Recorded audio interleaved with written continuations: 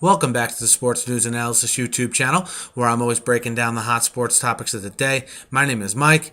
I'm continuing my Around the League videos here for Saturday, March 23rd. This is the video for the NFC East. Be sure to check out my other videos and subscribe to my channel to get all of my videos uploaded directly to your feed here on YouTube. Now, starting off with the NFC East, some news that has broken in the last couple hours regarding the New York Giants and their contract situation with Victor Cruz. I mean, by now, I'm sure all of you know, they placed a first-round tender on Victor Cruz. So basically, one of three things can happen. Someone can sign him to a restricted free agent tender, which the Giants would then have the right to match. Victor Cruz can play next year on a $3 million, I think it's like a $2.9 million salary that the Giants tendered him at. Or the Giants can actually obviously agree to an extension with Victor Cruz, which is what I think both sides really want. And it came out tonight that the Giants have made Cruz a competitive offer in the $7 million a year range, or maybe even a tick above that. And the deal reportedly is supposed to have a lot of guaranteed money in it as well. It's also should be noted that that is a lot more than slot receivers Danny Amendola and Wes Welker got.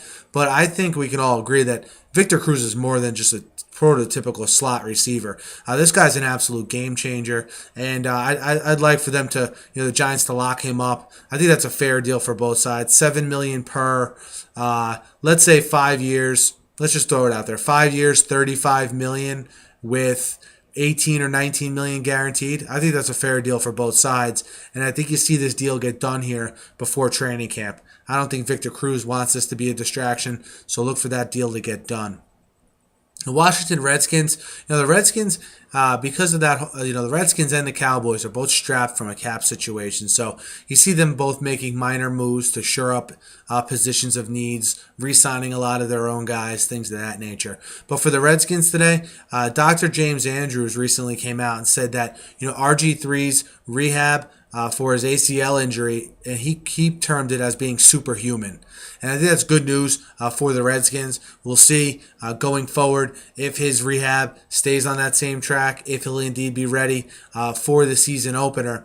The Redskins shouldn't rush him back. I'm a little bit surprised that they're not going to put field turf in on that field, that they're going to stick with the natural grass. I'm very surprised at that. You have a guy here in RG3 who could not only be the face of the Redskins, but the face of the NFL.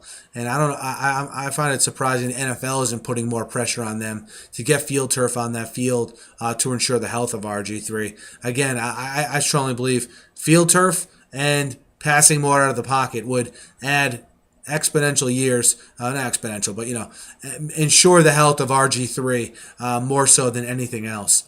The Philadelphia Eagles, look, Chip Kelly came out today, and I was reading a newspaper article that he commented in. I think it was with the LA Times, and he brought up a good point. He said that people think that he's going to come in and run this magical offense with the Eagles and completely fool all the NFL coaches. He made a good point by saying, these NFL coaches, their life is studying football. They're going to know everything he's ever done at Oregon before they face the Philadelphia Eagles, and that he needs to coach the Eagles to his personnel and come up with wrinkles that these NFL guys haven't seen. And he brought up coaches that they don't just stick and aren't married to just their system. They coach their team based on the personnel they have and the strengths and weaknesses of that personnel. He brought up John Fox, how John Fox brought a team with Tim Tebow to the playoffs and Peyton Manning. And I like that that's Chip Kelly's mindset, because a lot of times these college coaches come to the NFL with a little bit of bravado and ego and think that their way is the only way. That's a good sign for me from Chip Kelly, that he knows he needs to tinker with his stuff a little bit to keep all the other NFL teams on their toes, and he can't rest on his laurels from what he did at Oregon.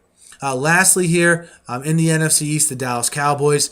Cowboys, again, I think they have like $100,000 in cap space, so they're not making many free agent moves. But one thing I'm surprised they haven't done yet is release Doug Free, the tackle. He's he's making $7 million this year. He was awful at right tackle last year. And more so, I think Free is either going to be released or at the very least not start next year. And I don't see how you could have a guy making $7 million not start though. So that makes me think, there's a long shot where Free could be a starter on that offensive line next year. If he's on the roster, I think you have to start him, which I obviously don't agree with. I think they should part ways with him, and I don't see any way the Cowboys don't draft an offensive lineman in the first round of the draft. Whether it's a Fluker from Alabama. I don't think Lane Johnson will be there. I don't think Eric Fisher will be there, and obviously Luke Jokel's not going to be there. So I think they'll either go with Fluker or maybe even a Jonathan Cooper if he happens to be there, or if a Chance Warmack slips. They have to address that offensive line, especially since there's talks that they're going to extend Romo's contract. If that's the case, they need to start building a more solid offensive line around him going forward here, especially as Romo gets into the later stages of his career. He's probably right in his prime right now. But again, if he signs an extension, that'll bring him towards the later part of his career, get him a solid offensive line to go along with the weapons he has on the outside. And I think releasing Free is the first step towards making that happen. But let me know what you guys think. Hit me up in the YouTube comments. Hit me up on Twitter at SNewsAnalysis. Let me know what you think of your team. Let me know what you think of your rivals, more importantly. And guys, be sure to subscribe. And thanks as always for listening, and have a great night.